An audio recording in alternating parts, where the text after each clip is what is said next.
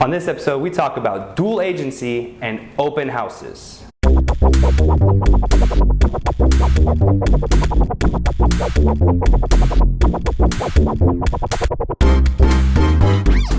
Hi guys, welcome to Ask a Realtor. My name is Jason Cassidy with City Consulting Group in downtown San Diego. This is episode 7, so thanks for coming back or tuning in for the first time. If it is your first time, check out the playlist to the side. We find episodes 1 through 6. Catch on up and start enjoying the show. And if you want to make sure that you never miss a new episode, make sure you subscribe to our channel below. Click the little red button to subscribe and you'll get email notifications every time a new one comes. Let's get right into the show. What is dual agency?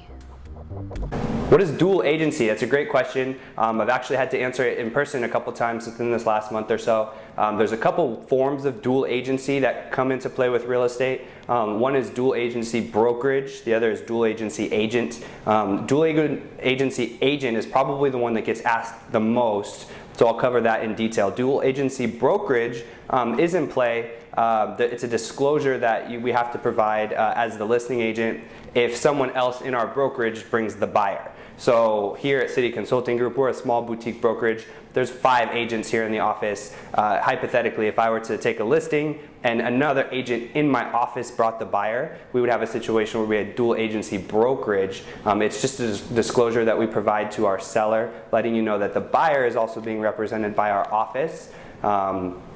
Not a huge conflict of interest in my eyes. It's just a situation where you want to disclose, be as transparent as possible, especially if you have a situation where you have a big national brokerage, maybe a Keller Williams, Coldwell Banker, Remax situation. Obviously, I mean, they have a ton of agents in their offices. There's a likelihood that they could bring the buyer. Not a huge deal. Dual agency agent, though, is what's thought of the most in these situations. It's where I myself, Jason Cassidy, I take a listing, and then I myself, Jason Cassidy, bring the buyer, whether it be through one of my open houses, a current client I'm working with, or whatnot. Heck, it could be a friend or family, who knows? But the point is, it gets into a gray area for a lot of people, because as the listing agent for this house, I signed a fiduciary responsibility to my client to get them the best price possible, the best deal possible.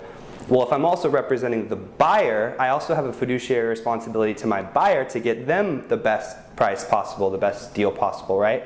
So what happens is when you get into negotiations, you almost have to remove yourself from the situation, because how can you negotiate effectively for one side without hurting the other side or whatnot? So where those come into, I mean, it's generally okay if you get into a situation where it's like, I don't know, a full list price offer. You know what I mean? There's no negotiation back and forth. The buyer comes in, they say, I want to pay the asking price that the seller already put out there, and it's a very seamless, smooth transition. That's where it generally is okay. Where it gets, you know, a little bit shaky is what happens if, you know, is there multiple offers and you're choosing your buyer over another buyer when maybe it's not the best deal. You know, potentially you're negotiating down because you know that they're willing to go down. It's just now you're starting to get a little bit of a gray area. So it's essential that that is disclosed up front on a dual agency form.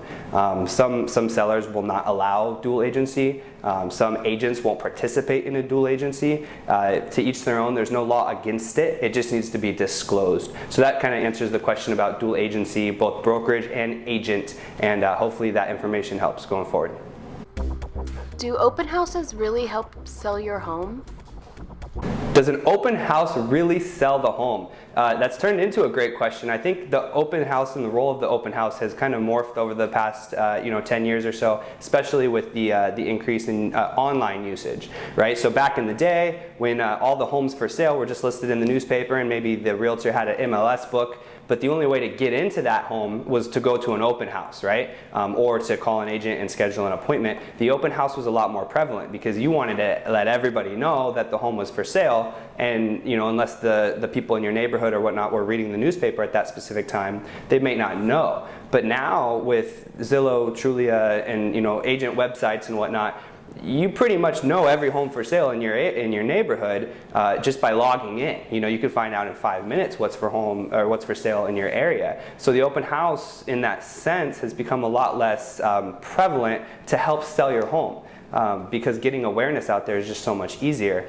Now, what it has morphed into actually is a huge lead generation tool for the realtor. the realtor who sets up the open house is going to have neighbors come through, maybe asking questions about what their house is worth, and then the realtor is right there to help them out. Or maybe they're holding the open house and Jack and Jill from across the street just kind of wander over and say, hey, we're thinking about buying, and do you have an agent? No. Well, here you go, here's my card. So it's turned into a huge lead generation tool for the agent themselves, which is why you see a lot of houses, open houses still going on, is because the agents are holding them open to try to capture business. But the thing is they do still help. It doesn't hinder necessarily the sale process. And so as a listing agent, when you sit down and you're sitting across from your seller and you say, I'm going to do everything possible to sell your home, the open house is included in that, because there is a small finite percentage of homes that do sell because of the open house. I just took an offer last week. The lady came through during one of my open houses over the weekend. It was the third open house I actually did on this property.